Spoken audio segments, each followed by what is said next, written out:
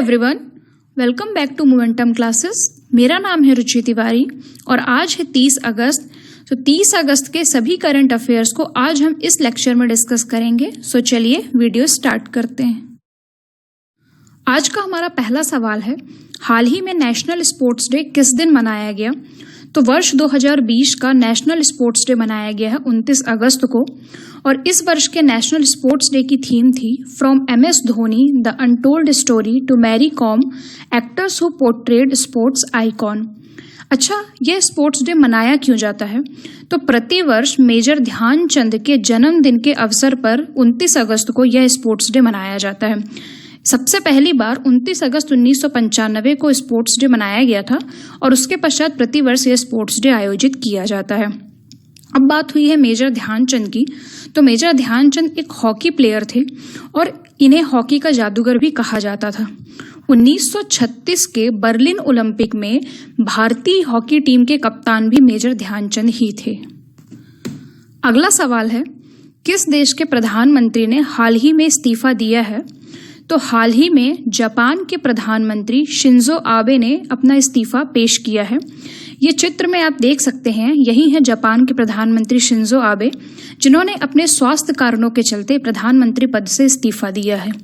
अब बात है जापान की। तो जापान की राजधानी क्या है? जापान की राजधानी है टोक्यो। जापान की करेंसी की बात करूं तो वो है जापानी येन। जापान एक आइलैंड नेशन अर्थात एक द्वीपीय देश है। इसके अलावा जापान की राजधानी टोक्यो की बात करूं तो टोक्यो पूरे वर्ल्ड की सबसे ज्यादा पॉपुलेशन वाली सिटी है। हाल ही में जापान की ट्रेन में मधुबनी पेंटिंग जो है वो भी प्रिंट कराई गई हैं। इसके अलावा जापान वर्ल्ड की 3rd लार्जेस्ट इकोनॉमी भी है। अगला सवाल है, हाल ही में मॉस्को फिल्म फेस्टिवल के लिए किस भाषा की फिल्म चुनी गई है? तो मॉस्को इंटरनेशनल फिल्म फेस्टिवल 2020 के लिए मलयालम भाषा की फिल्म चुनी गई है। अच्छा, ये फिल्म चुनी तो गई है, पर इस फिल्म का नाम क्या है? इस फिल्म का नाम है मध्य थिरुविथुम कूर। तो ये फिल्म है जो मॉस्को इंटरनेशनल फिल्म फेस्टिवल में चुनी गई है। अब बात हुई है मॉस्को की। तो मॉस्को रूस की राजधानी है। रूस के वर्तमान प्रेसिडेंट व्लादिमीर पुतिन है। रूस की करेंसी रशियन रूबल है। रूस में ही विश्व की सबसे गहरी झील बैकाल झील उपस्थित है। साथ ही रूस में स्थित बरखेयांस्क विश्व में सबसे अधिक तापांतर वाला क्षेत्र है।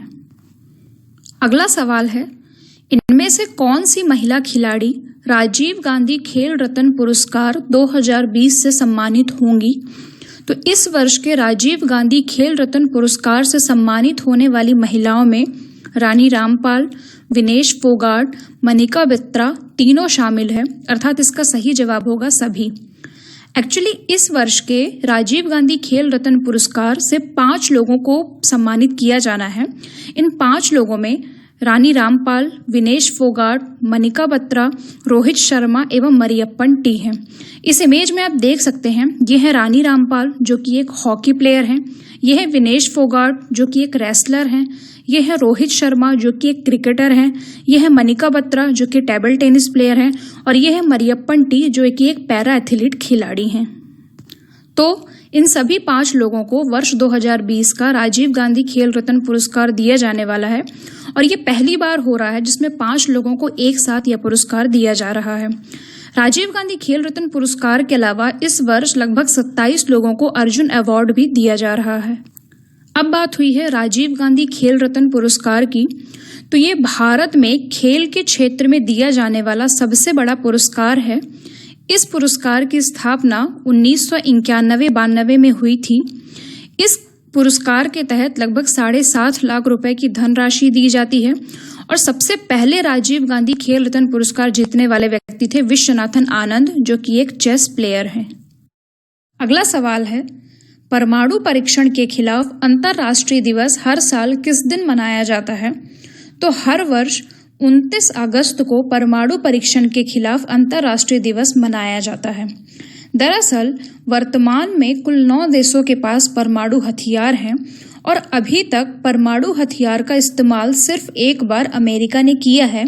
तो परमाणु हथियारों के प्रयोग एवं परमाणु परीक्षण पर प्रतिबंध लगाने के उद्देश्य से हर वर्ष 29 अगस्त को परमाणु परीक्षण के खिलाफ अंतर्राष्ट्रीय दिवस मनाया जाता है। अच्छा, ये दिवस मनाता कौन है? तो हर वर्ष यह दिवस यूनाइटेड नेशंस के द्वारा मनाया जाता है। अब बात हुई है यूनाइटेड नेशंस की, तो यूनाइटेड नेशंस की स्थापना हुई थी 24 अक्टूबर 1945 को, और यही डेट इम्पॉर्टेंट है क्योंकि प्रति वर्ष 24 अक्टूबर को यूनाइटेड नेशंस डे अर्थात संयुक्त राष्ट्र दिवस मनाया जाता है। यूनाइटेड नेशंस का हेडक्वार्टर न्यूयॉर्क यूएसए में है। यहाँ आप यूनाइटेड नेशंस का लोगो भी देख सकते हैं, जिसमें एक ग्लोब पर सभी 7 महाद्वीपों को दर्शाया गया है।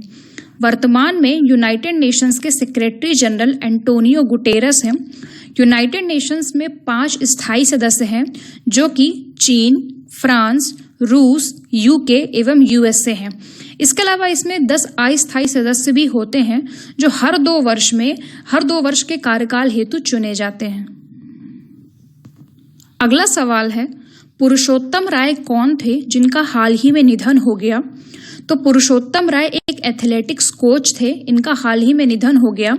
और ये वर्तमान समय में इसलिए इम्पोर्टेंट है कि वर्ष 2020 का ये द्रोणाचार्य पुरस्कार के विजेता थे, और द्रोणाचार्य पुरस्कार के वितरण के एक दिन पहले ही इनका निधन हो गया। यहाँ पर आप इमेज में देख सकते हैं, यही है पुरुषोत्तम राय, जो कि एक एथलेटिक्स कोच थे और जिनका हाल ही में निधन हो गया है। अगला सवाल है, चुनौती क्या है? तो चुनौती एक नेक्स्ट जनरेशन इंक्यूबेशन स्कीम है। दरअसल ये एक स्टार्टअप बूस्टिंग स्कीम है। इसका उद्देश्य जितने भी स्मॉल टाउन्स होते हैं, लाइक छोटे शहर जो होते हैं, उनके स्टार्टअप्स को बूस्ट करना है। इसके लिए हर सिटी से डिफरेंट सेक्टर, जैसे कि education sector, agri technology, health sector, finance sector, ऐसे डिफरेंट सेक्टर से कुल 300 ऐसे स्टार्टअप्स का चयन किया जाना है जो भी ग्रोइंग स्टेज में है, और इन स्टार्टअप्स का चयन कर उन्हें प्रोत्साहित करना, और प्रोत्साहित करने हेतु इन्हें गवर्नमेंट की तरफ से 25 लाख रुपए की राशि एवं अन्य सुविधाएं प्रदान की जाएंगी। तो अगला सवाल है, कौन हाल ही में 200 अरब डॉलर की नेटवर्थ वाले पहले व्यक्ति बने हैं?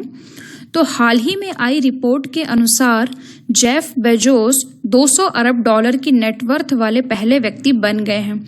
ये आप इमेज में देख सकते हैं, ये है जेफ बेजोस। ये विश्व के सबसे अमीर व्यक्ति भी हैं, और हाल ही में ये 200 अरब डॉलर की नेटवर्थ वाले भी पहले व्यक्ति बन गए हैं। अब जेफ बेजोस अमेजॉन के संस्थापक हैं।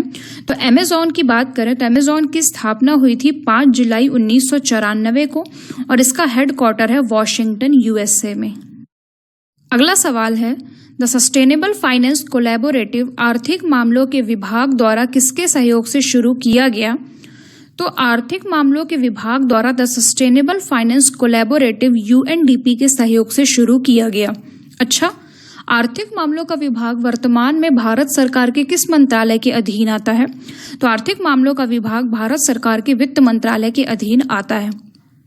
अब हमने यहाँ पर एक टर्म यूज किया, सस्टेनेबल फाइनेंस। तो सस्टेनेबल फाइनेंस का मतलब होता है एक ऐसी फाइनेंशियल सर्विस जिसमें बिजनेस या इन्वेस्टमेंट में एनवायरनमेंट एवं सोशल क्राइटेरिया को ध्यान में रखा जाए, जिससे किसी बिजनेसमैन, इन्वेस्टर और सोसाइटी एवं एनवायरनमेंट को बेनिफिट हो सके।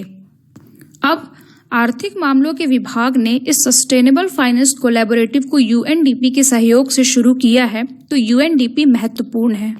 यूएनडीपी की स्थापना 22 नवंबर 1965 को हुई थी। यूएनडीपी का पूरा नाम यूनाइटेड नेशंस डेवलपमेंट प्रोग्राम है। इसका हेडक्वार्टर न्यूयॉर्क यूएसए में है, और इसकी स्थापना विश्व के सभी देशों में सस्टेनेबल ह्यूमन डेवलपमेंट अचीव करने के उद्देश्य से की गई थी। अगला सवाल है, हाल ही में आयोजित आसियान भारत व्यापार परिषद की बैठक को किसने संबोधित किया? तो हाल ही में आयोजित आसियान भारत व्यापार परिषद की बैठक को हमारे वाणिज्य एवं उद्योग मंत्री पीयूष गोयल ने संबोधित किया। यहाँ आप इमेज में देख सकते हैं, ये है हमारे वाणिज्य एवं उद्योग मंत्री पीयूष गोयल। अब यहाँ पर एक टर्म आई है आसियान, यह एक महत्वपूर्ण शब्दावली है। आसियान का फुल फॉर्म होता है association of south east Asian Nations. ASEAN की स्थापना 8 अगस्त 1967 को की गई थी। आसियान का हेडक्वार्टर इंडोनेशिया के जकार्ता में है, और वर्तमान में आसियान के सेक्रेटरी जनरल लिम जॉक होई है। आसियान 10 देशों का एक समूह है, और आसियान के अंतर्गत Brunei, Thailand, Myanmar, Laos, Indonesia, Malaysia, Philippines, Cambodia, Singapore एवं वियतनाम शामिल हैं। अगला सवाल है, WHO ने हाल ही में किस महाद्वीप को पोलियो मुक्त घोषित किया है? तो हाल ही में WHO ने अफ्रीका महाद्वीप को पोलियो मुक्त घोषित किया है। दरअसल अफ्रीका के नाइजीरिया में पोलियो का आखिरी केस देखा गया था, परंतु पिछले 4 वर्षों से पोलियो वायरस का कोई नया केस नहीं मिलने के कारण WHO ने संपूर्ण अफ्रीका महाद्वीप को पोलियो वायरस से मुक्त घोषित कर दिया है। अब यहाँ एक महत्वपूर्ण टर्म है WHO। WHO वर्तमान समय में न्यूज़ में बना रहता है, इसलिए इसके बारे में जानना ज़रूरी है। WHO का पूरा नाम है वर्ल्ड हेल्थ ऑर्गेनाइजेशन। यहाँ आप WHO का लोगो भी देख सकते हैं। WHO की स्थापना 7 अप्रैल 1948 को की गई थी। इसका हेडक्वार्टर जेनेवा, स्विट्जरलैंड में है। WHO UNO की एक संस्था है और वर्तमान में इसमें 194 सदस्य देश हैं। WHO के वर्तमान चीफ टेड्रोस एधनॉम हैं। साथ ही भारत की सौम्या स्वामीनाथन वर्तमान समय में WHO की चीफ साइंटिस्ट हैं। अगला सवाल है, किस राज्य ने पहली समुद्री एम्बुलेंस की शुरुआत की है? तो हाल ही में केरल सरकार ने पहली समुद्री एम्बुलेंस की शुरुआत की है। दरअसल जब लोग समुद्र में मछली पकड़ने जाते हैं तो वहां पर डूबने वगैरह की बहुत समस्याएं होती हैं, तो उससे सुरक्षा के लिए केरल सरकार ने समुद्री एम्बुलेंस की शुरुआत की है। अब बात केरल की। जैसा कि हम भारत के नक्शे में देख सकते हैं कि केरल पश्चिमी घाट पर स्थित एक राज्य है। केरल की राजधानी तिरुअनंतपुरम है। वर्तमान में केरल के चीफ मिनिस्टर P. विजयन हैं तथा वर्तमान में केरल के गवर्नर आरिफ मोहम्मद खान हैं। केरल साइलेंट वैली के लिए काफ़ी प्रसिद्ध है। साथ ही केरल को मसालों का घर भी कहा जाता है। 2011 सेंसस के अनुसार केरल सर्वाधिक साक्षरता वाला राज्य है। साथ ही भारत में सर्वाधिक लिंगानुपात भी केरल में ही है, जिसमें प्रति 1000 पुरुषों में 1084 महिलाएं हैं। So guys, if you like this video, please turn the black thumb blue and do share it with your friends and other aspirants, and don't forget to subscribe. Thank you.